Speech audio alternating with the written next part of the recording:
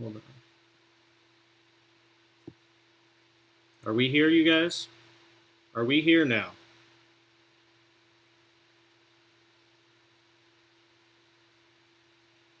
Let me know in the chat, Aaron, Chris, everybody, if you guys can hear us now. Let me know. Here? We're here? We're finally fucking here? Let me know. Sorry about that, guys. You guys just missed a dope-ass intro, man. We were all talking to everybody. God damn. All right. All right, you guys. Hold up. Hold up. Now that we are actually here, you guys got to check this shit out. I'm sorry. We're replaying the intro. You got to see this just for my boy, because this is my fucking boy.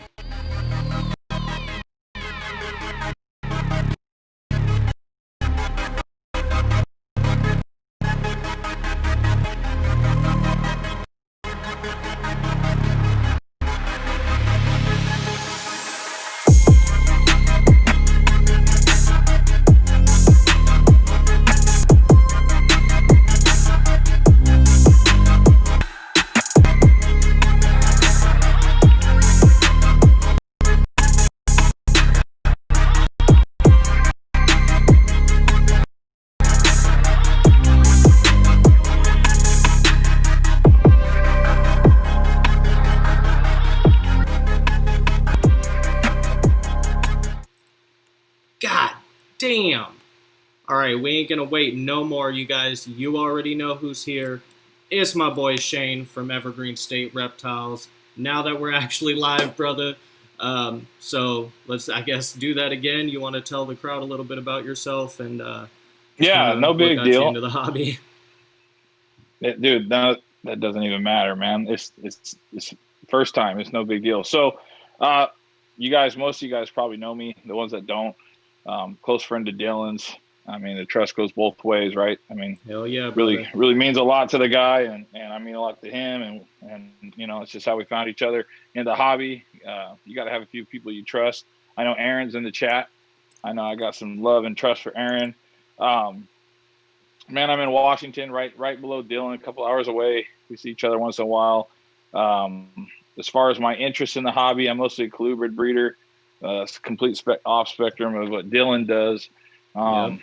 As far as naming some species, high-end hognose, medium-grade hognose, Honduran milk snakes, high-end corn snakes. I got some scaleless stuff, and you know, not any of the lower end stuff, but nothing's wrong with the lower end. I just, when it comes to corns, want to go higher end. Yeah, I feel got some Cal King snakes, some lower end Cal King snakes. Cal Kings are one of my favorites. Some blacktail crebos, false water cobras. I got some ball pythons going. I got a high end Pueblan milk snakes. Some Florida pairs, Florida king snake pairs. Oh man, Do you I guys feel like I hear named more this the first list, time. man? You guys hear this list? He's not even done. I know what Shane keeps, and this man is a fucking legend, and I'm not just saying that because he's my brother. You guys got to check his stuff out, man. That's why I wanted him on here. He has got a list of species that is just, they're stunning animals, and not only does he have those species, but he has amazing examples of those species. I mean, I don't even think I heard you mention that you got some absolutely stunning red bull snakes. Oh, I forgot about my bull snakes. Yeah. Yeah, dude, those things are stunning. I mean, I know like Jason Nelson, Envy Reptiles, has some really high end red albinos. Yeah. I'm sure that's where my red albinos came from, but I don't think there's too many people in the hobby that have the red albinos that I got. Aaron has some of my lineage. I know he's in the chat. We did a deal this summer. He got a couple of really killer females from me for a slamming deal, because I always take care of my people. It's not always about the money. Fuck yeah, man. That's why, I think that's why we get along so well. We do it for the love of the animals, not just the fucking money, you know? And like you said, love of the people though too. Yeah, exactly. And it works perfectly, you know? We keep totally different species, but we still both like the other species, you know? So it's just great. Man, so... Also, Yeah, go. Well, let me hit the tegus real quick. I do have a bunch of tegus. They're in Texas, though, in Florida, at people that I trust property, and every year I get half the babies back. I do have some here that I'm raising up, and then we have had luck with tortoises as far as getting fertile clutches, but it's never really taken off as far as being where we are in Yeah, the world. Washington's not the best, but people yeah, do it. There's people that do it. Um, I do sell them at the show sometimes, and I buy them from people I trust. Make sure they're healthy and well before I sell them. oh yeah. But you had asked me on the stream before when no one was there Yep, the fake to stream, the talk stream about not the. stream. That's all right. Bumps and bruises, man. That's what life is. You'd asked me to talk about the Burmese Black Mountains. Everybody's interested in them, Yeah, and they're the fourth largest tortoise in the world, as we said. But away from like the facts and everything, let's just talk about like what we like as far as like the interaction. You know what I mean? yeah, Like, I have them already because I already got up and went and got them, and we were talking before. But this yep, is my male. He's only 2 years old. They're born at about an inch and a half, and he's a monster. But I want to talk to people about what I want to. If anybody gets anything from me ever, it's not like, oh, the natural history, and that stuff's great, and I like talking about it. But yeah, I want to protect you as a buyer when it comes to tortoises. I want to teach you guys what to look for, because people see a tortoise, they see a great price, and they buy it. But yeah, you really got to look for, first and foremost, this thing should feel like a solid rock, like a boulder. If it sounds empty, feels empty, you got a sick, unhealthy tortoise that's probably not going to come back. So yeah, another thing you want to look for is open eyes. Open eyes, clear and open eyes. If their eyes are open, that's a nice and healthy tortoise. And if sorry, one of the kids peeked out at me. If the eyes are closed, which is quite often, they're not healthy. You want a heavy rock. I mean, this thing's got to feel. But anyway, yeah. these guys got the greatest personality. No, dude, that is a gorgeous tortoise, man. The first time I saw those guys when I went down there, like in person, because I had seen the pictures, but in person, those tortoises are even 10 times more gorgeous than the video can capture. Yeah, And you they're a don't lot see more them too black in often. person. No, they used to be about 200, $300 a piece, and just recently, I'll put them away real quick. Yeah, yeah. Just recently, the prices kind of skyrocketed up to the 500 and 600 a piece for the blacks, and around 4 to 475 for the browns. Yeah, and so we were talking before. The Browns are like a lower altitude locality, right? Or is that the blacks? I don't know if it's altitude as much as it's like location, like opposite sides of the mountain. Okay, I got you. So, who really knows? They're from Burma, so Yeah. they're up in the mountains though, and man, they are scavengers. They love rats more than snakes do, and people kind of have tried to argue that with me. A lot of tortoise species need protein, heavy protein, redfoots in general. There's a video back from like the 90s of a guy took a video of like 6, 7, or 8 big, huge yellow and redfoot, whatever. Yeah. And they were just eating a dead goat, the whole goat, bones and everything. God damn. So there's certain tortoises that can't have that kind of stuff. Hermans, Russians, Greeks, hard on the kidneys, they'll die. Yeah. Other animals need it though. Yeah. You find that a lot in the hobby too. Everybody just gets a tortoise and they treat them all the same no matter what it is. And then they run into leafy issues greens. And they wonder why, Yeah, leafy greens. It's all leafy greens. Yeah. But, like redfoots need a lot of fruit. Yeah. A lot of fruit. And then some tortoises don't even do well with leafy greens. They need more like hay, like dry hay. Yep, and a lot of grasses. Like I know my sulcata, I can give him the very, very occasional fruit, but other than that, he needs hay, grass, Yep, exactly. Give him a little bit of the Missouri tortoise chow, at least I do, and No, that's good stuff. Be specific, that's all good stuff. I know. So you were talking about some high-end hogs. Can you pull out some hogs and maybe show us a couple? Let's. And if anyone has questions in the things. chats, just go ahead and fire them off. I don't know if Shane can see the chat, but I can read them off and get your questions answered. I'm going to throw him on the full screen. This is a sable. It's a very light sable, but it's a sable, which is very dark hog nose. And this is a male. You can see kind of some red on him too. But he's going to make permafrost, and that's one of the highest desired hognose currently, Nice. as far as morph goes. That belly is awesome. Yeah, hold on one second. And then my favorite snake, my favorite hognose, let's see, the Mai Tai, which is the sable mixed with, the toffee. This one's a little pissed all over. Oh, Jesus. So sable mixed with toffee. Gorgeous. Doesn't want to be handled right now. I'm going to put her back. Yeah. Pissed everywhere. That is stunning. The color is what's really nice, in my opinion. But, I mean, it's all nice, right? Yeah. Let's look at some stuff that I produced this year. So Aaron said, now's your chance to talk him into some hogs. I shouldn't have to, man. Everybody wants hogs. Yeah. I mean, I think I did try to talk him into some hogs this year.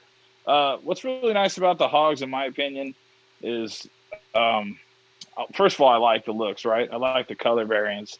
Yeah. I like the size, and I like the care. It's super easy, but if any snake you had to keep clean, kind of like a Burmese python, right? They're on the. Yeah. Let me move your decal across the screen. It's a much bigger snake, but if you don't keep it clean, you're going to run into issues right away. Hognose are the most finicky snakes when it comes to cleanliness. If you leave shit in that cage, they have the scent glands on the end of their tail. Yeah, that thing swells up one time. It's done. I mean, if you have a swollen scent gland on a hognose, you haven't taken care of it properly. Number one, cleanliness. Number two, airflow. Yeah. And really, heat has nothing to do with it. But once that swells up, even if you were just like secrete it or milk it or whatever, get that garbage out of there. Yeah. It swells back up. It's coming back. And once that's swollen down there, below the cloaca, the male's hemipenes can't penetrate a female and the snake's spoiled. But it can literally happen in 2 weeks if you don't take care of stuff. Damn. So yeah, I mean, they seem super easy. So I've got, a few of you guys know I have a couple hognose from Shane because honestly, I just thought they were the coolest shit, and you guys know I like my big stuff, but we got to have some little stuff too, But other than that, they seem pretty straightforward with care. I mean, heat's easy as long as you're giving them fresh water and feeding them properly. I haven't had an issue, at least being a noob as far as hognose go. And well, yeah. Well, dude, your care is next. It's not even comparable. Yours is always above and beyond what everybody else does, and or what the best people do. So, well, I try. You wouldn't run into that problem. Yeah. No, but they seem pretty straightforward though. Like it seems like anybody who could keep any snake could keep a hognose for sure. Oh yeah. Well, people try to keep them different ways, and like I know someone that did keep several hognose before, and they got out of it and came back, and they had a lot of issues with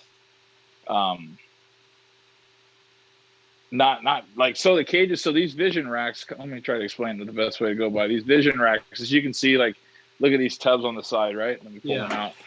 See how there's holes on the side? People ask me all the time, why do you have holes in the front and side of your visions when the rack has holes up here?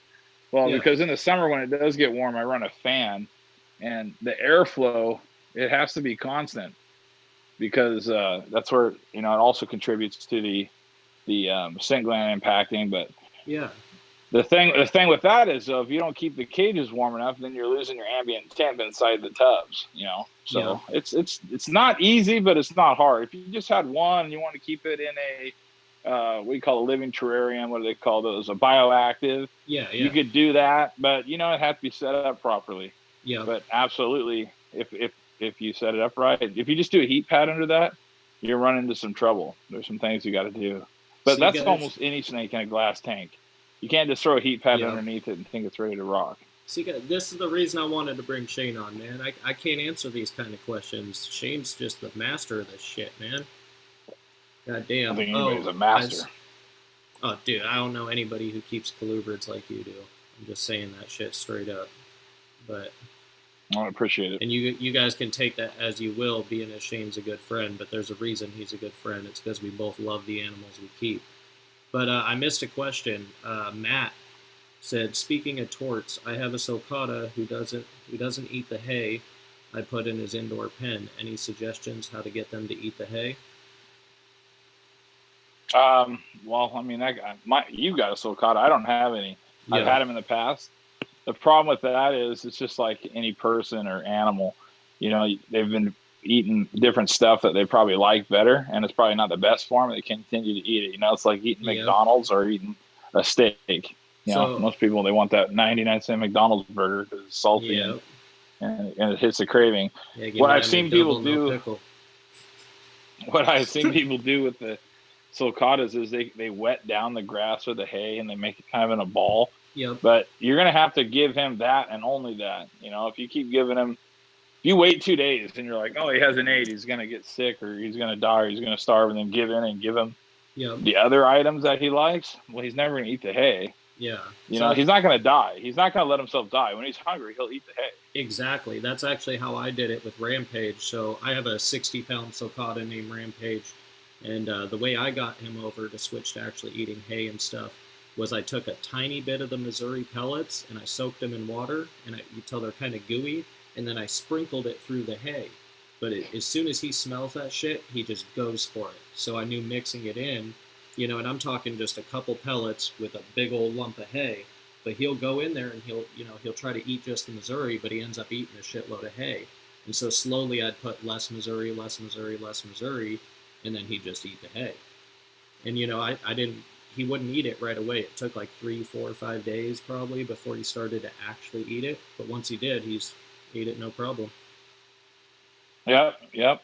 That's the way to do it. I mean, some people have a hard time getting tortoises to eat the Missouri, and I always tell people a lot of times they have to soak it in water and make it soft. But what I did Yeah. is I take a coffee grinder, and I grind it up to a dust, and I sprinkle it over all the food, all the rest of their Okay. food. So when they're eating it, they have no choice, you know. But you gotta trick the animals sometimes. But Yeah. you know, That's a good tip. That's a good tip. yeah. So, So what else are you guys interested in seeing? How you want to pull out the albino tegu maybe or something like oh that? yeah, pull that I feel out. like I gotta have something. Or One your second. I was just gonna say, if nobody else has a request, are any of your bull snakes still awake? They are, well, some of the little ones are awake. They're a little snappy. But here's my albino female. This is from Steven at Wildwood Reptiles. We became pretty good friends and stuff. But here's Oh, my there's a albino girl. gorgeous albino. Let She's me blow you up here. just starting to lose her color and really turning more yellow. But she has some beautiful pinks and purples in her when I first got her. So she is, I would guess she's probably only 4 months old. And this is what you want to see out of a 4-month-old tegu. People have the smallest tegus, just refuse to feed them properly. But this could actually be a little bit bigger. Honestly, she could be a little bit bigger, but it's an albino tegu. Markets really came down on them in the last few years, and I see it continuing.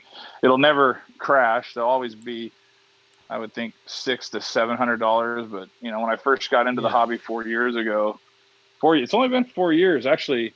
4 years in the hobby and three years under the Evergreen state name, and it's kind of crazy, man. I look back, and as much as not to sound like I'm tooting my own horn, but as much as we've gotten done in 3 years, I just can't believe how far we've come in 3 years. It's only been 3 years. The next step's going to be crazy. I expected maybe 7 to 8 years to get where I'm at now, but anyway, those were about $2,500 back in 2016, and you can shop around and find them in between $800 to $1,200 now. That's not bad. I feel like that's a good range they should stay, though, Too many people get tegus just thinking you can free roam them and letting them chill about, which is fine if you're supervising, but you got to have a proper setup. I think that price tag kind of makes it so people have to be responsible, or at least you'd hope so, Dude, you've heard me say this exact words. People protect their investment. If they got to spend $250, $300, they're going to protect that money. And nobody wants to piss away $300. Exactly. That's why I don't sell sulcatas. 4 years ago, I sold sulcatas. I didn't think much about it. A friend of mine produced them. Here's a handful of sulcatas, $50 at a show, right? Yep. Anybody can walk by and say $50, boom, $50. Yep. Tiny. Doesn't matter how much money a tortoise. person has. Anybody can afford $50 at any given point. Yeah. 4 inches? No, dude, they're smaller. I mean, maybe 4 inches. They should be 4 inches, but $50, no problem. Buy the tortoise. It's like a weekend. It's like a dashboard animal to a lot of people. Like some people out there want a sulcata. They've done their research and they'll get it and they'll take care of it. Yeah. But look at Craigslist. In any city in the country, there's going to be a sulcata on there or several. So yeah, that's how I ended up with my boy. Yep, I know that. Yep. That's how a lot of people end up with theirs. But same thing, there's no value in it as far as monetary value, monies itself. So unfortunately, it falls into the often discarded. So we stay away from those as best we can. Yep. Hey, so I got a bunch of people asking for bulls and crebos. Well, the bulls are all asleep, and the crebos are paired up. Oh, but man. I'll tell you what, I'll bring out the pied musarana. Oh, shit. If you guys haven't seen this, I'm going to go ahead and blow Shane up. If you guys haven't seen this species, these snakes are absolutely stunning. I didn't know they existed until Shane sent me a picture, and I sat there drooling for 5 minutes. Yeah, but I mean, I would do the crebos. They're a little much to handle as far as no worries, man. Musarana. And they're also paired up, so we don't want to disturb that. Yeah, no. So they don't breed in the spring like king snakes. They breed in the winter time, and they lay in the spring. It's a very, very strange breeding pattern or process. Yeah. But this is, in my opinion, this is better anyway. And this is a venomous snake. This is a rear fang venomous snake. And man, I've seen somebody get bit by them, and they can cause some serious swelling and issues. Damn, that thing is gorgeous. So that's not like a hognose. It's not like a hognose. Hold on, I'll show you an adult female tangerine Honduran. She just shed. Hopefully she's mellow. She's a proven girl that we produce, so she's got a little. So Aaron's asking if the black fades with age or gets brighter. No, on which? On the pied musarani. Look how big that snake is, dude. I'm gonna have to work on this little spot here real quick. Oh, fell right off. No, the pied musarana has an iridescence to it, so the blacks don't look too black. Yeah. Dude, people have no idea how big Honduran milk snakes get. This is a small adult female. The hobby is behind on this, man. There is no better snakes to keep, and I have a shitload of my space contributed to these, and so that's not. I'm going to come out swinging. This is just a extreme tangerine Honduran, but not normal. But it's very common in the hobby. That thing is stunning. Put her back. Oh yeah, there is no better. In my racks yet. There is no better. Yeah, I'm looking at the false waters and the black-tailed crebos all paired up, and don't want to mess with them too much. Oh yeah, if they're paired up, man, don't worry about it. I'm sure we can do a round 2 down the line, and we'll check them out. Let me show you what a pearl Honduran looks like. So this is going to be hypo. Yeah. Are you guys seeing this stuff? Shane has got some a little more whippy, beautiful stuff. There's a pearl Honduran female that I'm raising up. Ooh, that girl. So is she really that pink? She looks straight pink and yellow. It's a pink snake. That is stunning. And the thing with the Hondurans is a lot of keepers I see keep them on aspen. I don't keep mine on aspen. They're only on cypress, period. And I just spray it down every 3 to 4 days. I mean, they're from Honduras, man. You know how humid it is down there? And then you throw them in a tub with aspen. Yeah, drying out all that humidity. Oh, so I guess to me. Aaron wasn't asking about the pied musarani as far as the blacks. He was asking about the tegu. If the blacks fade. Oh, it'll hold, even though it's albino. No, even though it's albino, the black on them does stand. It stays. It definitely stays. It's a weird deal. Most albinos don't have black, you know, but in a Yeah. TU, that's just how it works. So No, that's awesome. And then, so Moto's Danger Zone. What does the average cost look like for one of them? What species are you talking about here? Just want to clarify because we can give you the average price of, everything but what you're asking. Yeah. we're all over the map. Yeah, right. And then Carter said, "How's the temperament on them?" Also, again, Carter, which species? Well, same thing across the board as far as the Tegu, the Musarana, and the tangerine, or excuse me, the Honduran milks. They're all the same. They're not they're handleable, good pet quality animals. Yeah. Musaranas, imported ones can be a pain in the ass. I wouldn't deal with that though. Captive Yeah. bred, they're a very, very smart species. They're not a corn snake. Not that a corn snake's not smart. Yeah. They're smarter. They're smarter. So you would they mention sell those that at the market. Rear-fanged venomous, like the false water cobras. Do you know, like, is one more, potent of a bite versus the other? Or is it kind of like false water cobras where it's, depends on the person? No, the Musarana is, I think, in my opinion, from what I've seen, this is without looking it up or reading into it, the Musarana is the last rear fang that I want to get bit by. But she's super tame, as you saw. I still wash my hands and fingers. Yeah. But a friend of mine got bit by one, and it held on to him, and he kind of just held on to the snake, finished cleaning the enclosure. What is that, 6-7 minutes? Yeah. Pulled it off, put it back, and he went to the hospital, and they were actually thinking of relieving the pressure the way they do with, other bites. So you gotta be smart, But then again, that was also some trash import, and I'm just not an import guy.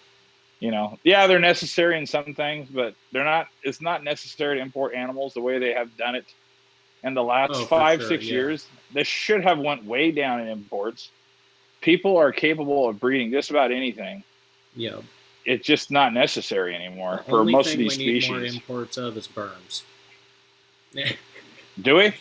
Oh, yeah. I wouldn't think so. Would we? I don't know. Yeah, man. It's becoming an issue. I mean, with the new genes that are popping up lately, like, it's, we have some fresh blood, but, that fresh blood is also going to cost you a house payment. Well, I should more say a down payment on a house. So. Wow. But, because they banned it, then there's CITES 2, I believe, Appendix 2 animals now. We can't import them at all, even with permits. So the blood, that was in, sorry, pardon me if I'm wrong here, guys. I want to say 07. And then, they also banned interstate transport until 2017. So, yeah, definitely need fresh blood with those. And then Moto's Danger Zone was asking what the average cost of the Hondurans is. Oh, it's went up a little bit, and it should, right? There should be some value behind these animals. We're keeping them as pets. They shouldn't be $30 to $75. In my opinion, it takes a lot of work to produce them. 100%. But I mean, when I first got into the hobby, I would say the Hondurans were.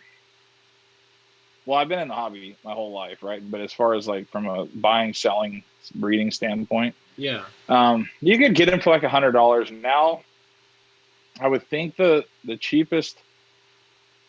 I mean, I kept a bunch back, and I'm raising a bunch from people that I've purchased from. Yeah. But I mean, I wouldn't just give them away. The Hondurans, to me, I have like more of a really like strong desire to keep them. Yeah. If I could keep only 2 species of snakes, it would be Honduran and hognose. Period. Like I wouldn't even think twice. And I love my king snakes. I was gonna say that surprises me. And I love the Crebos. Yeah. I mean, I like the animals I keep, obviously, but yeah, I just feel like the hobby's going to go that direction to Hondurans. You got a snake that can reach 6-7 feet and be almost as big around as a duck egg. And people think milk snake, and all they think about is Nelson eye. They can't get past the 3 feet as big around as your thumb. Yeah. But anyway, so I mean, they start at $200, and you can go all the way up to probably $650. Okay. Some of the like vanishing pattern ghost. I got a trio of those little guys I'm raising up, and I got some sub adults of tangerine or extreme they're kind of like, there's so many different names, but also vanishing pattern that I'm raising up. So Okay. just depends. So, but I So always tell pretty. people, man, get one and if you're going to keep in the tank, you got to secure the shit out of that tank. So racks that's why Oh yeah. racks are, people frown on racks. You can dress up a rack, as Yeah. well as I do. You can buy, people say, oh, well, what's the proper rack for a corn snake? V35 short, whatever, or Yeah. V28. But why not go get a V70 and put some sticks in there? And you do it for Honduran, put some sticks in there and a big Yeah. water bowl and some hides and, Well, even that, plant people want an shit. And enclosure. Get one of these 4-foot PVC ones like behind me. I feel like that's still visually exactly. appealing to most people. You can still look in and see your animal, and they have a little more height if that's your thing. Like shoot, But if you the bottom 4-foot over there is my old ass corn snake. a Honduran in a glass tank, you're not Yeah, gonna have the Honduran for longer than a few days. yeah. Period. So I remember before I got way into the hobby, and I was still keeping stuff in glass tanks and everything. I actually had that corn snake still, and that corn snake would get out so many fucking times. I put like weights that you'd lift on top of the whole enclosure, like 4 of them. So I'd have 2 in the middle And and it would one still on get either out, side. huh? Still get out, dude. So I Still just get started out. stacking everything on top of the tank. Where there wasn't a heat lamp, I was just stacking stuff. So point is, guys, Yeah. don't be like old me and do the shit right. Oh, we've all been there. I mean, we've all been there. So, Yeah. Does anybody in the chat have a question about something we haven't talked about? Maybe cleanliness, keeping, organization. Like I kind of like to talk about stuff like that. So, Dude, if anybody has any questions that are off the wall, shoot away. So- Let's hear it. So hold on, I love everybody in the chat. Don't get me wrong at all, but I want to hear about that shit. So if you can just, so like for instance, how do you clean your racks? Because I know everybody does stuff a little bit differently, right? Like I use paper on most of mine, and I clean it with chlorhexidine. How do you go about cleaning to make sure that the colubrids are good? That's good thing I brought it up, and good thing you want to talk about it because it's important. Well, I recently switched to paper on the balls. You know me, I'm kind of iffy about the balls. I've put quite a bit of money into them, though. So we're going to get into this in a minute, guys, because Shane used to talk a bunch of shit to me about my ball pythons, but he's changing around, and he's got some fucking killer ball pythons. Dude, it's more of kind of just like that's just like that wrestling gimmick, like the pro wrestling gimmick. Yeah. I throw a lot of shade on Instagram, but it's mostly for fun, dude. I like every snake. I mean, yeah. I like a ball python. I had a ball python named Cheddar Bob back in high school. I had him Cheddar Bob. from Cheddar Bob. sophomore, and I went away to college, and I snuck my Dumerals boa with me. I had it in a huge tub in my closet, but I left Cheddar Bob for my mom and dad, and I sold him back when I was probably like 22. So I had him for like 7 years. Damn. He was a cool snake, and I love ball pythons, and he entertained a lot of people over the years at my house. People come and hang out, and everybody want to hold Cheddar Bob. I just so love the that ball name, python Cheddar thing is Bob. more of like a gimmick, right? I'm covered in colubrids, so everybody else is covered in ball pythons, and it's kind of like a war of words just for fun. I feel it. But okay, so let's. I know you do, but I want people to know. Yeah. So back to cleaning. I use the F10 mainly for cleaning. Maybe people like it, maybe they don't. Chlorhexidine is great too. I should use some of that, but I always just end up grabbing an F10 at shows or in my Reptile Basics orders. I end up throwing an F10 in there. Yeah. But the most important thing, and I'll actually show you right now, I'll get it.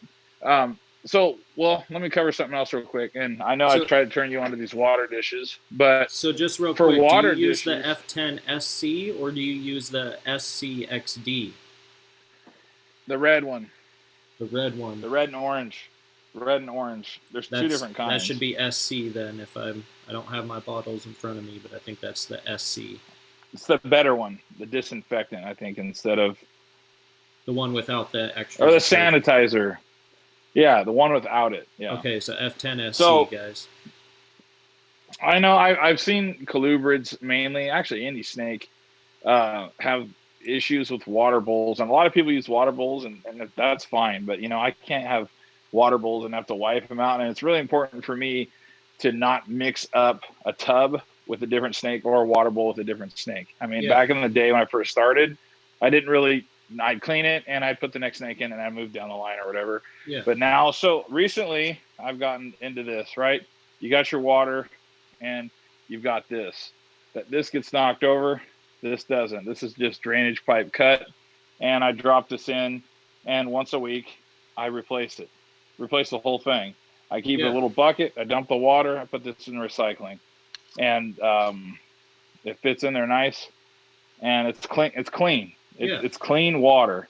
If you have to spray, just imagine this. Imagine, and most people aren't putting this kind of stuff through the dishwasher. So imagine their snake or themselves. They have a water bowl and they drink in it. And let's just say humans not going to shit in their own water bowl, but you shit in the water bowl, you dump the water out, and you spray F10 and you wipe it and you rinse it or whatever. Yeah. Unless that thing is getting heated and going through the dishwasher, in my opinion, it's got soap residue. It's got something behind it, and it's meant for bacteria to grow on those things. You know what I mean? Yeah.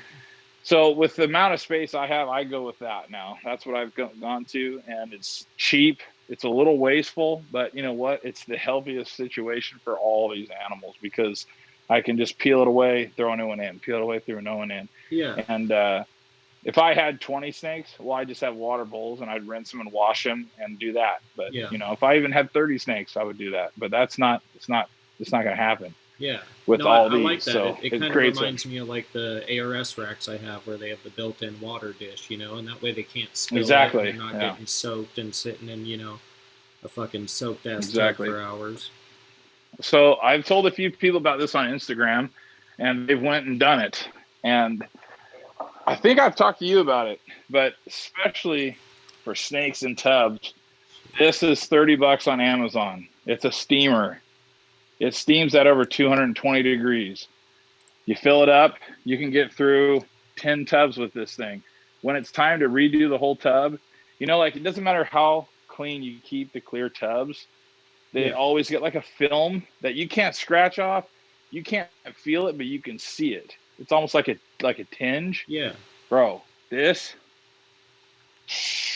wipe it out. It's shiny like it just came out of the box from the manufacturer. And it kills anything and everything that could possibly be alive. We haven't talked about that yet. Now I got to hit Amazon. Shit. We haven't talked about it? I'm telling you, man, this chick was talking to me on Instagram. I can't remember what the whole thing was about. She had a video of how she cleaned this, that, and the other. And, man, I mean, she was wasting 5 minutes to every 1 minute that it should have took, you know? Yeah. And I was like, hey, get this and let me know what you think. You know, I think it's a tool that's not used out there. And Karen Binker, who I recently introduced you to, is the one that turned me onto it. Yeah. That is the best tool. You don't need any spray, any chemical, and you can clean with that. It's going to break urates. It's going to break urates up. It's going to wipe away, break anything off. I mean, it's incredible. It's worth the $30. PVC cages. Like, I don't know if you guys can see on top of the monitor's cage here, I have some older AP cages. And those things, just from the, you know, years of being put in use and having big snakes in them, they're not dirty, but they just have that white kind of stain to the PVC. No matter how I can get in there with a sponge and scrub it. So I wonder if that would maybe heat it up and allow it to break off. Penetrate the... Josh says Amazon about to be selling out of steamers tonight. Hey, I'm telling you guys, for $30, let me pull this up again so you can see it. It is the Bissell Steam Shot. That is the steamer, man. It's not $30. You'll never regret it. It doesn't matter if you got frogs, tortoises, snakes, or I mean, really, you should have one to clean your window seals anyway. We use it to clean the window seals. Man, Bissell better be fucking sponsoring you after tonight with the sales they're about to get. Well, who knows? Maybe one person. You'd probably be the only one to order it. Maybe Aaron. Aaron and I talk quite a bit. I don't know if he's still in the chat. He is. He says Colubrid Nation. We've taken quite a bit of instruction from each other. It seems like so. Oh yeah. But hey, cleanliness is so important, and organization. You know, I used to have these big, huge tags on my tubs. Recently, I switched to these. You know, it says the species or the morph, the sex right Oh, on I the like back. those. I love these, and it's just a clip, you know. Yeah. But just stuff like that, man. Little stuff like that makes your life easier, way easier. Oh yeah. I don't know, but So as far as like, because I know, for the most part, I use paper on most of my snakes, besides the few colubrids I have. And we've talked about this, in private or whatnot. But how often do you, do your full cleans on the colubrids? so I mean, like, well, right now there's not much cleaning to do because everything's cold, right? Everything's down for the winter. But recently, I've switched over to specifically just the Sandy chips, right? I used to buy the huge bag from Amazon of the Yeah. shredded aspen. Great deal, $33 for 2 huge bales. But this is so much easier to clean as far as it clumps like cat litter, Yep. and it's best for smells and stuff. But I really just every time I feed, I go through there and pick out poop and with a glove on, obviously, Yeah. and a little trash bag and throw it in there. I would say maybe every 4 to 6 weeks the beddings gets completely changed. Okay. But I actually will go through and add bedding sometimes because now that I'm using that instead of the big shred, Yeah. it's easier to get low inside the tub because you're grabbing, clumping and picking Yeah. up. But yeah, I mean, I don't know. It kind of just goes by what I see. Yeah. I think that I get in there and change waters on Wednesdays and Sundays, and I don't change the water tub every time. Like on Sunday I'll change it, but on Wednesday I'll empty it and add water. You know what I mean? But Yeah. on Sundays Give it'll them a be fresh. all new containers. Yeah. And So if the water ever dries out for whatever reason, like let's say they really soak themselves in it or they drank a lot, then I yeah. always throw that tub away because there's always some kind of sediment in there. Yeah.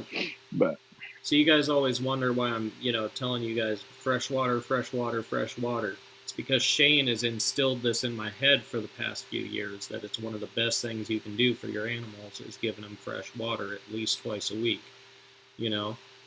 And honestly, I found it helps. My dishes stay cleaner altogether.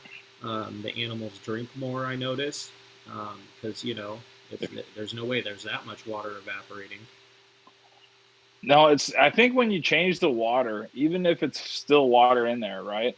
Yeah. I've seen the snakes go straight over to it. They can smell and taste it in the air. Yeah. But they also, just like a dog, right? If you fill a huge bowl for a dog and it lasts a week, that dog doesn't want to keep drinking that fucking water. It wants fresh water every morning, every day. You know what I mean? Like, that water's got shit in it, man. It's like, well, I mean, it's I like don't if you go get a glass of water water before you go to bed, you're not going to drink that shit in the morning. You're going to dump that shit down the drain and get some more. Exactly. And I don't shit next to my water like the snakes do. So you definitely, like, a couple times a week, man. Are you sure you don't? I heard you did. Yeah, I don't yeah, nah. I'll do it. Don't dare me. I'll do it. Yeah. We're in trouble now. All right, let's get yeah, you got some shit comments. going on. You crazy fucker. 3 racks of baby burns and reticks. Where'd Shane go? We lost him. I'm back. No, I was checking the time. Oh, I got you. Your screen went blank. I was like, uh-oh. When I had 3 racks of baby burns and reticks and 6-quart tubs, I had as many free tubs as I had tubs with snakes on clean day. Oh, that's a good way to do it, Matt. Hopefully I can keep up with that. I thought about just ordering extra V18 tubs, so I have twice the amount that I actually have in the rack, and that way they're just stacked and ready to go. Shirlene, so Josh's wife, would like to know how often juvenile hognose shed. It's funny you ask that because my hognose shed like crazy. And I tell people all the time, man, people do not feed hognose appropriate size meals. I bought a hognose from a chick off Facebook. She had 1 snake. Normally I wouldn't do this, but she had 1 snake. And it was a toffee conda. Beautiful hognose. It was like 1.5 years old. That was her 1 snake. She's moved across country. She posted it. I was like, sure. One of my buddies picked it up for me. He shipped it to me. And she's like, oh, it's still on Pinkies. because it can't eat anything bigger. And I get the snake, and it's like, I don't know, about as big as around as my pinky. You know, it's not small. I got big hands. Yeah. And it's like this fucking long. I fed it a crawler right out of the gate. The second it showed up, the day it showed up, that thing was so hungry. So when you don't feed hognose appropriate sized meals, they're not growing like they need to be, and they won't shed but every 6 months. If you're feeding them appropriate sized meals every 5 to 7 days, you know, they're going to shed every 60 to 90 days. But if you're not, if it's eating too small of meals, you're not going to get much out of them as far as sheds go. So yeah, I hope that answers your question. But I mean, people think that a snake should be able to scarf that pinky down in 30 seconds. It shouldn't take 30 minutes, but it could take 3 minutes. You know what I mean? Like, yeah. Offering a little larger meal is not going to hurt the animal. So I noticed too, a lot of people don't even feed them often enough. You know, and I know we've talked about this a lot, but you mind touching on that? Because, you know, these guys are going to take your advice over mine as far as colubrids. But, you know, I've noticed a lot of people feeding, you know, hognose every 7 to 10 days, even as they're young, and they don't realize the metabolism. It's definitely not enough for a baby snake or a young snake. And breeders do that maybe, and that's not a problem because they're feeding, you know, every 7 to 10 days. They got a lot of mouths to feed and stuff's going, you know, selling or whatever. But if you're raising a snake, you should be feeding that hognose not every 3 days and not every 4, but every 5 days. And a good, healthy hognose will tell you when it's hungry. By when you open that tub, it should turn and open its mouth. Yeah. You know, it should have a feeding response. But you know, I've got some that don't act that way at all. I've got some that act that way and then they don't want to eat on that day. Yeah. They're just a natural spark that hits them. But 5 to 7 days. And if you're going to feed smaller meals, feed 2 or 3 of those smaller meals. But 5 days is that's really kind of often and not often. You know what I mean? But I don't know. There's nothing wrong with 7 days if you're giving it a good sized meal. But I'm telling you, that hognose should double in size. Yeah. I guess I should have reworded that better. You know, it's the guys feeding those tiny meals every like 10 days or so.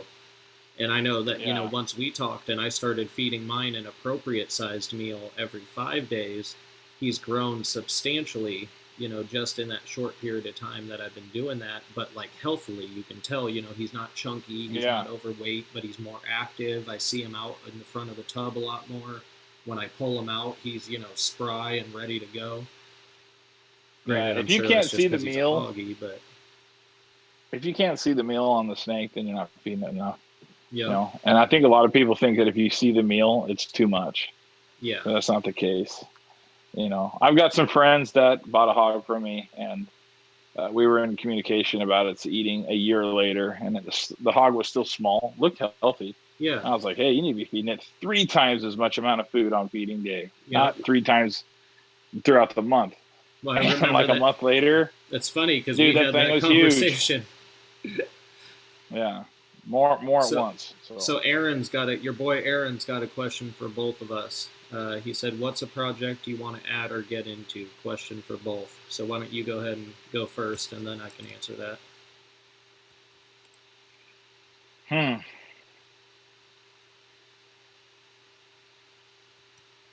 You can think on that for a minute. I recently got I know animals that I want to own, but I don't know. I mean, like blackheads, probably. I think blackheads, but that's not even necessarily something I want to breed.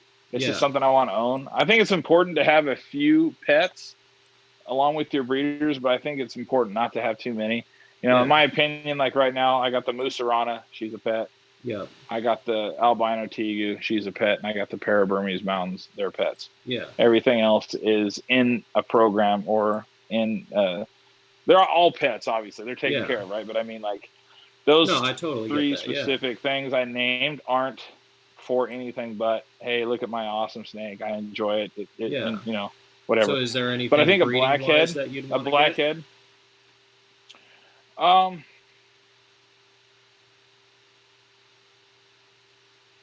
Just probably add more to what I have. More hognose. I've got, For I sure. really like my tricolors. I thought about adding some Eastern hognose. Yeah. I had planned on it this year. It didn't happen. Um, you So I know, guess I Aaron. like the palmetto corns that I'm raising up. I'd like a few more of those. Oh, that I've thing's got some badass. now, some Henry palmettos, some more scaleless corn stuff. But Yeah. I don't know. I'm pretty happy with everything I got. Yeah, I It's feel like, that. Yeah. Well, I'll answer that too, Aaron. As far as breeding projects go, I want pied berms. A lot of you guys know that's my dream animal right there. It doesn't get any better.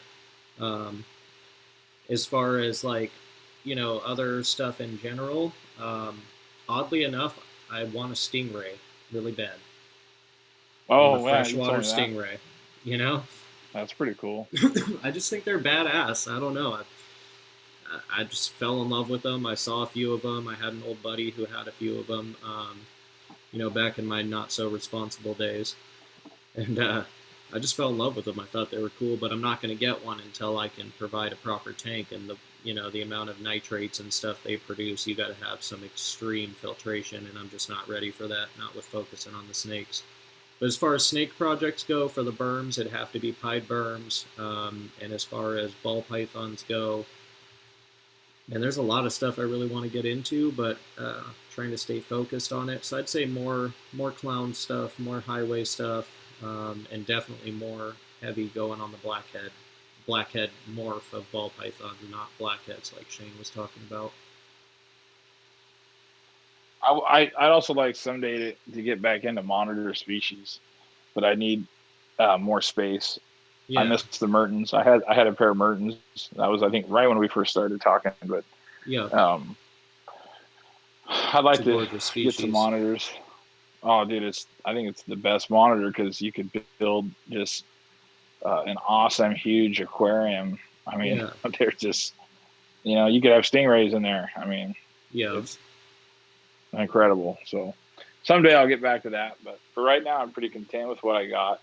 yeah, I tell you what, I do fairly well every breeding season, but every time breeding season comes around, I start kind of panicking, and I never feel very confident about it. yeah, It's like I already got enough to worry about. yeah. So I feel it, man. I feel it. Josh says I'm gonna get Steve Irwin foo. I don't think so. Not that little. Well, I mean, aren't those things like pancakes? So, well, there's a few different sizes. The males stay smaller, pretty much throughout the whole species of freshwater stingrays. But you have like your smaller localities, I guess would be the best way to put it. They'll get a good 20 inches or so around. Um, and that's kind of like the localities I'm looking at, just because I want to be able to provide them with enough space. But they can't. The sting is definitely dangerous. Can't deny that. But that's why you just got to be mindful of what you're doing. It can't be much worse than my 14, 15 foot plus snakes and my Savannah monitor, or for that matter, a 60-pound sulcata. I'm more scared of my tortoise bite than any other animal in this room. Because Well, you that shouldn't be tortoise getting can bit by bite it. straight through a freaking carrot. Imagine that's your fucking Oh yeah, hand.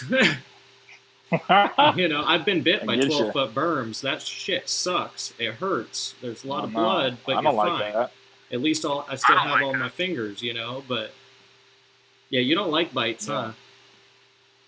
No, lizard bites don't bite me so much, but there's something. I mean, I don't know. I prefer not to. Hognose bites don't bother me, Yeah. but I Excuse me, don't guys. know. Sorry. I got bit by a Burmese python. I think I told you about that, a Yeah. long time ago. And that shit fucks with you. It doesn't matter how much you like snakes. You get bit by Yeah. something like that when you're young, little. But no, Yeah. I mean, like I try not to get bit, but when I first started this, I got bit so fucking much I got tired of it. Yeah. King snakes bite. California king snakes bite so much. Florida kings don't seem to bite as much, but Cal kings, Yeah. that's all they fucking do is bite, especially when you don't have it as a pet, whereas you can handle daily. Yeah. You got it as breeders. I mean, all they do is bite. And the Crebos are kind of testy. They'll kind of bite to test, but not Yeah. bite to like, it's kind of weird. The false water cobras will bite your ass and chase you. Yeah. You know, I've told that story. I'm not too shy to tell that. People think, oh, or whatever. Hey, they'll drop out of the tub and chase you out the garage, you know, out the room. So, Yeah. but no, I mean, I don't. The first person to say Tegu that bites. either. I know. I was talking to a guy on Instagram about it, and he's like, "Oh my god, I told people that, and they don't believe me." Yeah. But you know, lizard bites, tegu bites. I've been bit by a kamingi or a coming eye. Yeah. Big, good sized ackies, that kind of shit. I mean, it fucking hurts and it makes you bleed, but it doesn't bother me so much as a snake bite. So you know what got me? Rosy boas. 12-foot berm didn't, get to me a little bit. And it didn't make me, I realized it was my fault. I fucked up and it hurt, but it definitely made me more aware. But I think what did it for me was hatching my first baby berms. Those things are little fucking chainsaws who just want to kill you for the first 3 months, So you got over it. Yeah, I had to, because, I got people complaining like I'd sell them a berm, and, no offense to anybody out there who has one of my berms, but they're like, oh, it's feisty. I'm like, it's a fucking baby snake and you're big and scary. Like, of course it's a little feisty, So I started, like, really trying to interact with the babies more and holding them more. But in that case, my hands just got bit the hell up just because, they're going at you. And you can't let it affect you, so you just gotta sit there. So 42 babies later, Yeah, that's a lot of bites, yeah. Yeah. Well, I tell you what, I had 22 pairs of rosy boas back in, like, 2009. Right. Yeah. And this, I don't count that as part of being in the hobby because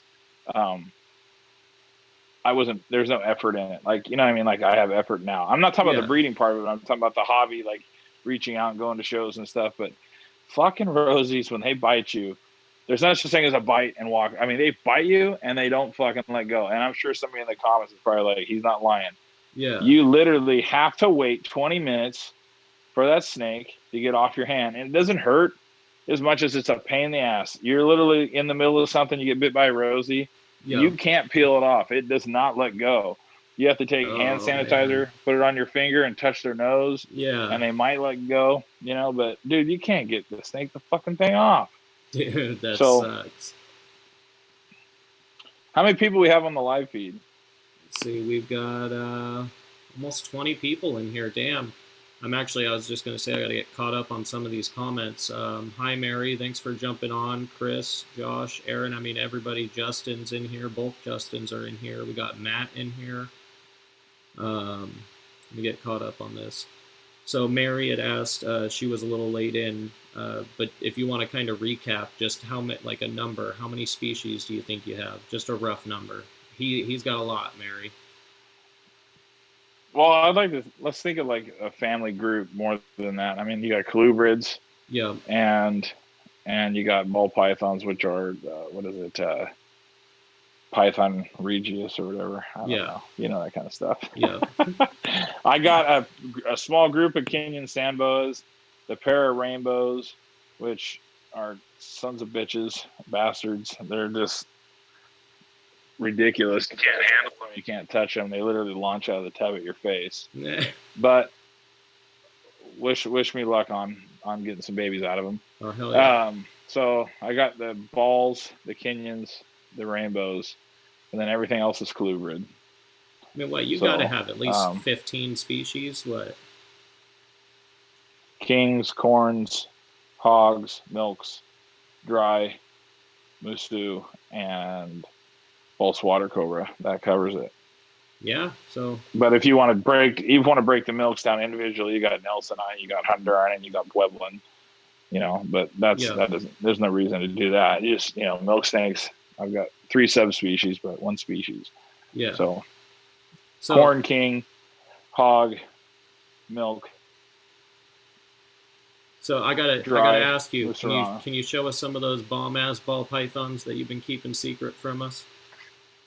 They're not secret. I show them online. I'll show you the one that we talked about because it's pretty nice. It's going into shed though. I looked at her earlier. Yeah. But she's beautiful nevertheless. And Matt, I'm Sterling right there Freeway with you, female. man. That's why I like the new morph market agreement, where we're not responsible for the temperament of the animal, because it's like it's a freaking baby snake. Whoever Oh said that man, somebody would be responsible. is That's that the the? female. She's much nicer than the male. He's currently locked up, so we don't want to bug him. So what genes do we have? Is that the Sterling Freeway?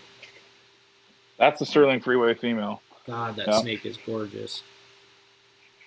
Man, I love Shane and all, That but is her. he just recently got into the ball pythons, and I'm jealous of stuff he's got.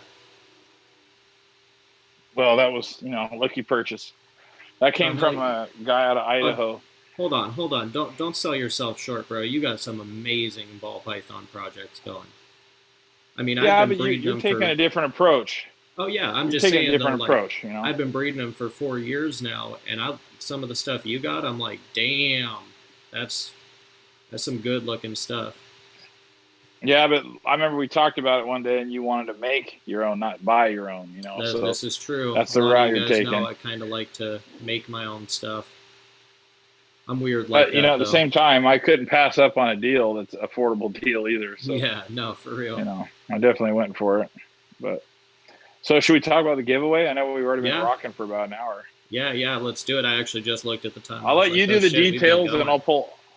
You talk the details, and I'll get mine out. So guys, I'm gonna go back to the main here for a second. I want to prefix to everybody by saying we are going to be doing a dual giveaway. There's going to be 2 snakes involved. There'll be a snake from myself and a snake from Shane. The giveaway is simple. After this live stream, we are both going to be posting on our Instagrams, which links will be down in the description down below to go check out. It's real simple. Go to that post, comment, and tag 3 friends, and follow both of our Instagram accounts. We will announce the winner next week on our live stream next Saturday, which will be a little bit earlier than our normal 7 p.m., simply because I have another live stream that I was asked to be a part of after that. But we will be announcing the winner on Saturday the 26th. You can enter as many times as you guys want, as long as you tag 3 different people each time. The one requirement that we are going to ask is that you provide photographic proof of a proper enclosure. Neither of us care whether that's a tank, a rack, a PVC enclosure, as long as it is a proper enclosure for the animal at hand. Shipping is going to be covered by us, and 18 and over and in the lower 48 states. It's that simple, guys. Head on over to our Instagrams after this and find that post. We'll be posting it directly after this live stream. Comment, tag 3 friends. That's an entry into the giveaway. And you need to be following both of our Instagram accounts. So if you want to win the snake from Shane, make sure you comment on the post on his page for that snake. If you want to win the snake from me, make sure you comment and tag 3 friends on the post from my page. So now that we got Shane back on here, do you want to go ahead and show him the snake that you have? Yeah, it's just a common Okatee, but it's a Tessera or Tessera, and it's het blood red.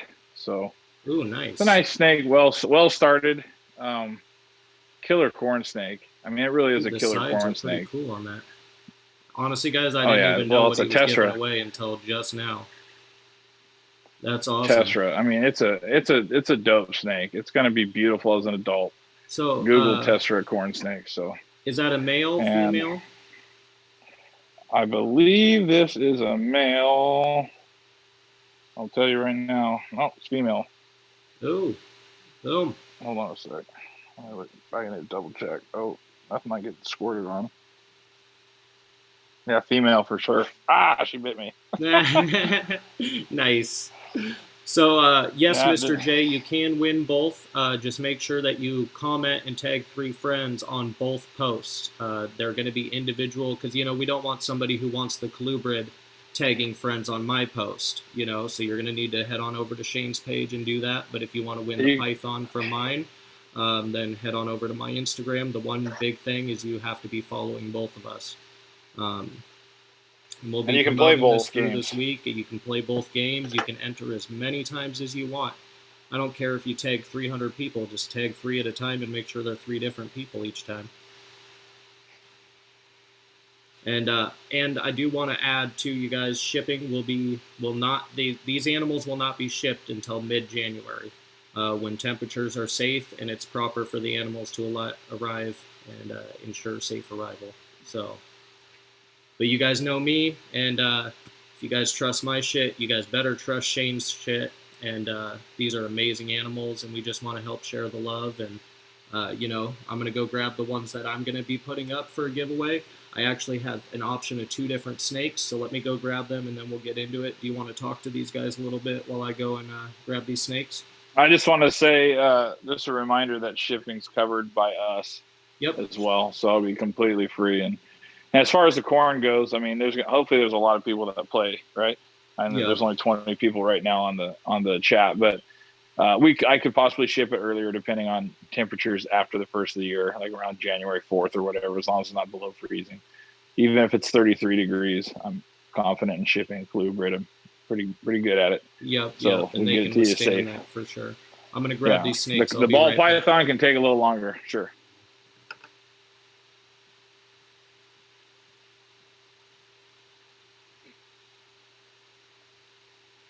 I answer you guys' questions, but I can't see the comment feed, unfortunately, so we're just hanging out. I can't see Dylan either. I wish I could see what he's got going on, but it doesn't allow me to see him either. So we'll put individual posts up. He'll put one on his. I'll put one on mine. We'll fancy it up, picture of the snake, and go from there. So should be pretty easy though. Follow, like, follow both pages. Follow, like, and comment with 3 people. Hobby people, right? Like-minded people. Don't tag your grandma. Tag somebody likes snakes. What if grandma likes snakes? No, hey, that's fine. But like I said, hobby people. Shit. So I got these 2. I'll go over these guys real quick and get them put back away. So the first option, and it's going to be one of 2. So whoever wins, you get the choice of either of these 2 snakes if you win the giveaway on my side of this. So this is a blackhead, Poshet hypo, male. I'm sorry about the bad lighting, you guys. I'll be posting some better pictures of both of these as well. But this is a gorgeous blackhead. Possible red gene. I'm not really sure. He does have a little bit of the flaming, but not as much as the other blackhead red gene. So I don't know if it's just the blackhead coming through. But this is a blackhead, Poshet hypo, male. And then on top of that, if you guys don't want a male, because I get how that is, I'm also putting this girl up for the giveaway, and this was going to be one of my holdbacks, but I just think somebody could really use it. I do have other females with these genes, but this is a pastel red gene, Poshet hypo, female. And the way pastel and red gene interact is just amazing. You guys have heard me talk about this before, but those are going to be the 2 options from my side of the giveaway. And, this is just our way of giving back to the community and spreading the love. So make sure you guys stay tuned. Either a blackhead Poshet hypo male or a pastel red gene Poshet hypo female. Let's get caught up. I'm still here with you. No, you're good. You're good. I'm getting caught up on the chat here.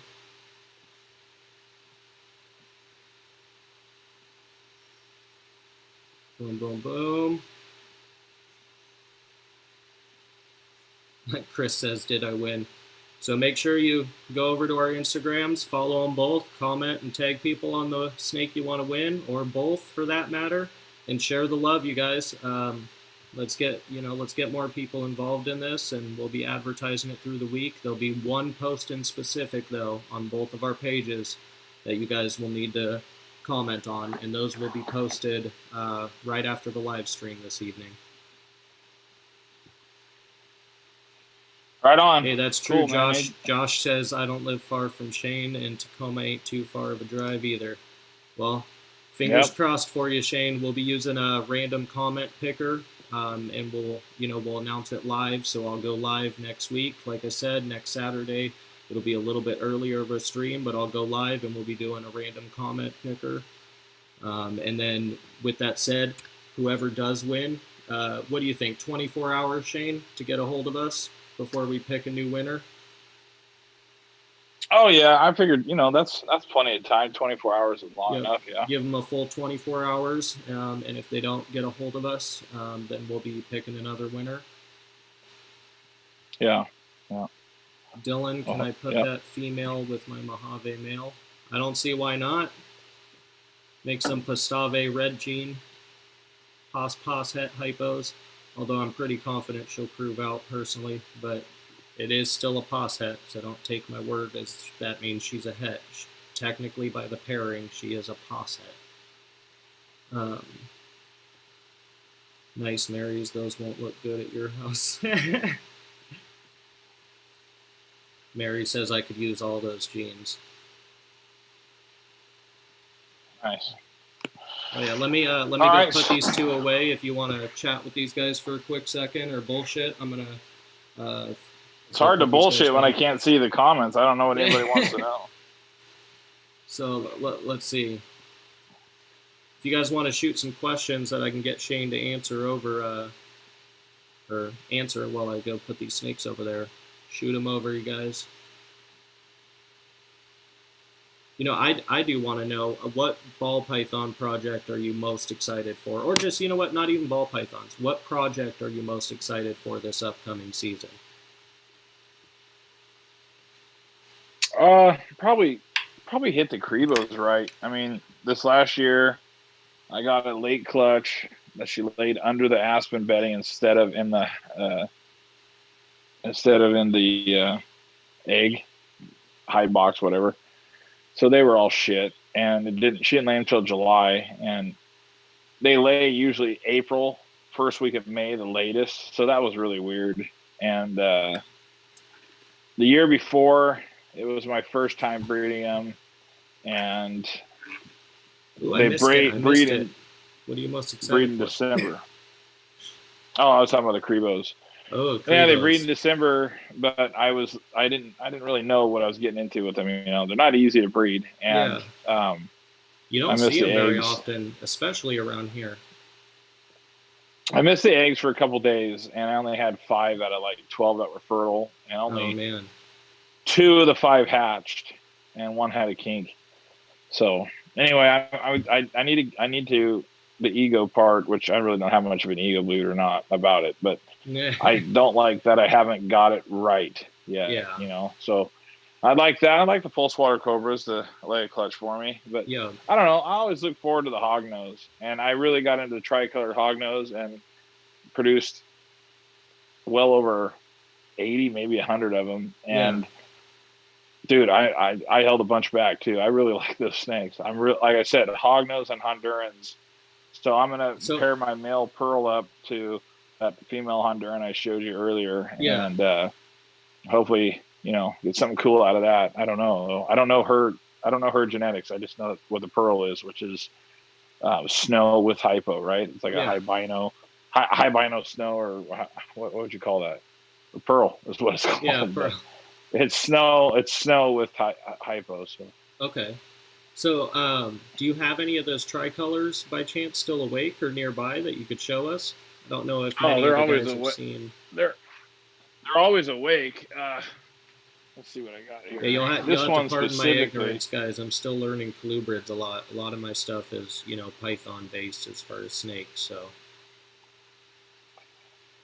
I love this shit though. Learning about all these different species, and I couldn't pick a better person to want to learn colubrids. This one's very, very dark, and that's nice. It's turning darker. See, the scale tipping's black. Yeah, that's not what I would say is common. This is a baby from this year. This snake is fucking huge. That's a this year baby. But I mean, that thing is this year's yeah. They come out so small you have to chop pinkies up, and now this thing's eating good size. And you guys see crawlers. That's a hognose. That's not a milk snake. That is a hognose. Yeah. Look at that. I'm gonna throw you on the full screen real quick. Look at that cute little face.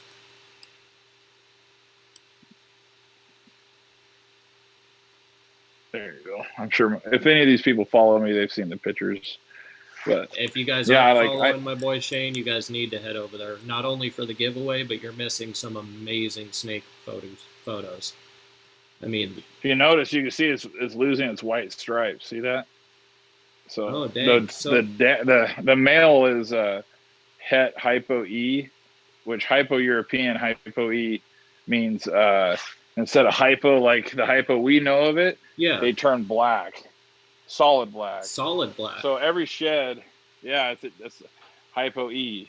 So every Okay. shed, it's becoming different. So there's a good chance that that's what's going on. So is that a There, recessive trait or incomplete dominant, or yeah, how do they classify it's that? recessive. Recessive? It's recessive. Yeah. Oh, sweet. So you're going to be producing some hets then, or do you have a pair to produce visuals, or what? Those ones I'm holding back, I'll be able to produce, breed back to the male. So if they're not, it takes a while. It's hard. It's not like you could like hatch and say, okay, that's hypo E. You have to wait for the sheds, you know. Okay. So I do have an adult female that's almost pitch black. So is she hypo E or is she just dark? You know, who knows? If I breed the het hypo E male to her and I got those babies, so we're just kind of waiting it out. And I kept all 5 of those back. But I have 6, 12, 18, 20. Good night, Mary. Thank you for jumping 26. I got 29 tricolors that are still available, but I'm just not pushing them because I want to take them to the show in March or April whenever the shows come back. Oh man, I saw the announcement for the one in April. I'm excited about that one. I'm gonna have to travel down your way. Back to the old stomping grounds, the new building. It's gonna be good. Yeah, so I've never been to that one, but I look forward to it. I really like doing. That's the one that got me. That's a different expo. That's the one that got me into it. They have California breeders come up for that one a lot of times. And oh really? That's a good one. That's a good expo. So. Sweet. I'm gonna have to check that out for sure. Hey, so if you guys have any more questions, I don't want to keep Shane on here too long. I know he's got a bunch of stuff to do, but if you guys have any more questions, shoot them my way, and we can get those asked and answered for you before we wrap this up, if that works for you, Shane. Yeah, absolutely. Man, I appreciate you coming on here tonight and taking the time to chat with us and show some stuff off. You know, I got mad love for you, but I'm just thankful for you coming on and letting me show, all my supporters your stuff, that you really do have some amazing snakes, brother. Thanks, man. Just remind everybody snakes, to... Those tortoises, man. Yeah, they're nice. Remind everybody to go to Instagram and follow me, even if maybe they don't want to play in the whatever you call it. But also, I do, I do have the Facebook page. Yeah. Evergreen State Reptiles is on Facebook, so you can follow and like there as well. So with that said, is everything under Evergreen State Reptiles? Go ahead and shout out your social media. Let everybody know where they can find you. And all I have is Instagram and Facebook business page. The Facebook business page, when people message it, though, it tells them to message Instagram, but yeah, it still has over 5,000 followers and likers, and we keep it up. So if you're more inclined to Facebook over Instagram, go there. You can't win the giveaway on Facebook, but I'd love to have you follow me there. Main interactions is through Instagram. For sure. So I was just going to ask, best place for them to contact you would be Instagram then? Instagram, but like I said before, you can go to Evergreen State Reptiles on Facebook, and you'll have the option to email me off that page. Right on the front, it says email here. Perfect, perfect. And then Josh said thanks for answering his questions. Yeah, right on. No problem. Thanks for having me. And, hopefully we hit a few things that people are interested in. Yeah, of course, man. Of course. So you guys have it. There you go, man. This is my boy Shane. I'm going to let you go here, brother. I know you got tons of stuff to do, I'm sure. We've kept you on here for, hour and a half now? Almost 2 hours or so. No biggie. So thank you so much, man. And we'll get in touch soon. All right, then. Bye-bye. All right. Later, brother. God damn, you guys. That's my boy. Like he said, if you guys aren't already following him, go give him a follow. Shane is such a great guy. Since day one, when I really got into this hobby and made my hobby public, I should say, because you guys know I've kept reptiles for years. But as soon as I really went public with this and really put my foot in the door with breeding, Shane has been there since pretty much day one, helping me out, answering questions. And not just like we work with totally different species, but just someone who's there to bullshit and talk and doesn't mind helping people out. I can't say enough good things about Shane. You guys really go give him a follow. You guys, I hope you guys are excited about those giveaway snakes. We thought they would be some pretty nice snakes that maybe someone would love to add to their collection. So make sure you guys go give us both a follow on Instagram. You guys can find him at Evergreen State Reptiles, and if you guys don't already know, you guys can find me on Facebook at facebook.me/thesnakenerd, or Facebook, Morph Market, and Instagram, all under These Balls and Exotics. So make sure you guys go check us out. We will be posting those pictures or posts on both of our Instagrams immediately after this live. So make sure you guys go over to our Instagrams, hit that follow button, and stay tuned. Make sure you tag 3 friends and keep it going, guys. We want to want to just pay it forward, basically. So I appreciate everybody for jumping on tonight. I really do. Thank you for spending your Saturday night or part of it with me. It means a lot to me. I love bullshitting with you guys and having you on, and I really appreciate the support. And with that said, if you guys could do me a favor, please go smash that like button. It costs you nothing. Neither does hitting that subscribe button and hitting the bell so you get notified when we upload more content. I really love these live streams and the interactions we've been having. So if you guys don't mind doing me that favor, it really helps me with the YouTube algorithm and promoting our content so we can get this out there to even more reptile keepers and local people. And, with that said, I'm going to wrap this up, you guys. And I hope you guys have a wonderful evening. And until next time, peace.